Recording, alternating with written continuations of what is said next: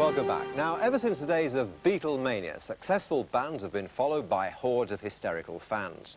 But now, psychologists are warning that some fans are getting too carried away, and their hopeless devotion is turning into unhealthy obsession. And we're not just talking about teenagers. As Jonathan Ray reports, adults too are treating their idols like real gods. There's no wallpaper in this Nottingham flat, not much conventional furniture.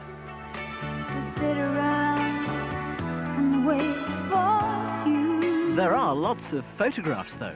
He's just a fantastic actor, great singer, and he can really dance as well. I've got a twin sister, and we had both the same first and second initials, as well as the same surname and same date of birth, and the letters just kept getting confused. So I changed my name to Travolta. What was your real name? Sharon Reddish. Hello, darling. Nice to see you. All my life I wanted a tattoo, and I says, I think I'll go and get one. I went into this tattooist, so I asked the man if he'd do a name, and I said, can you put Daniel on it? And he said, yeah, of course I can. So he put it on my arm.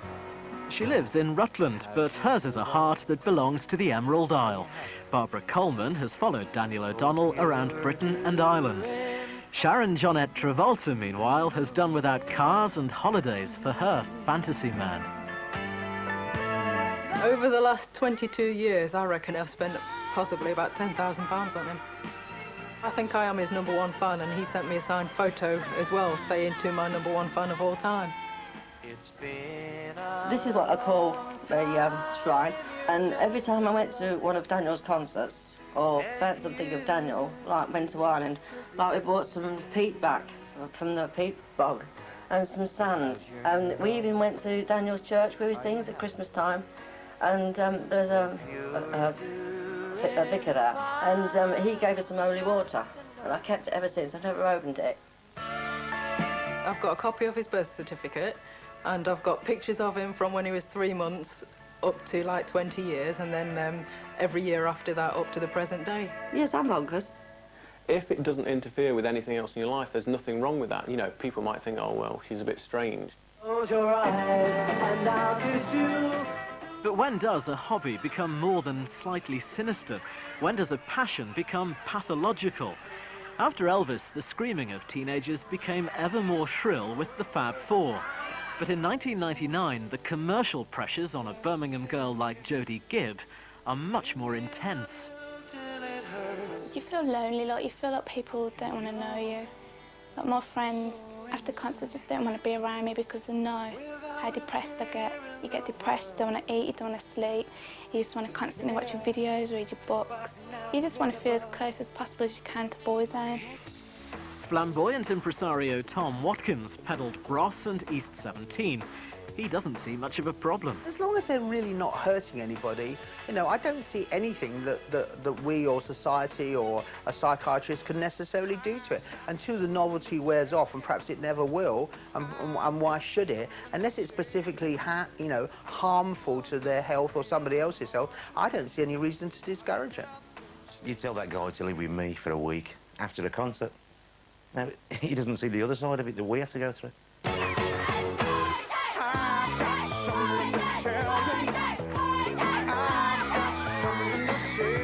Just to know that you breathe in the same air as them, and to know that they can casually look at you. Oh my God! It's just amazing.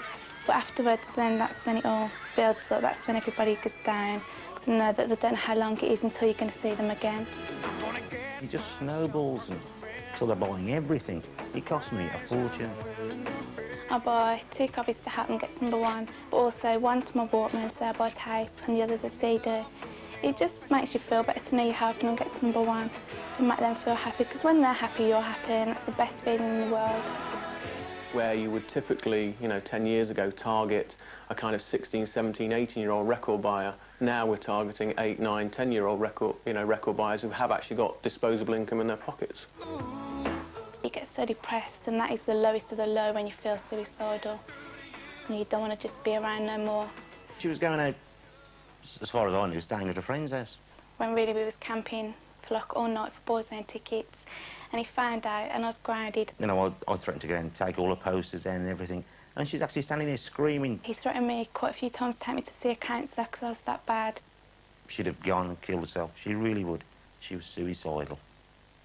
With any behaviour that takes over people's lives, I would always say to parents, you know, try and, you know, foster other behaviours in that life. Just make sure that, you know, there's nothing wrong with having a very healthy enthusiasm in one different thing, but try and make it part of a balanced diet.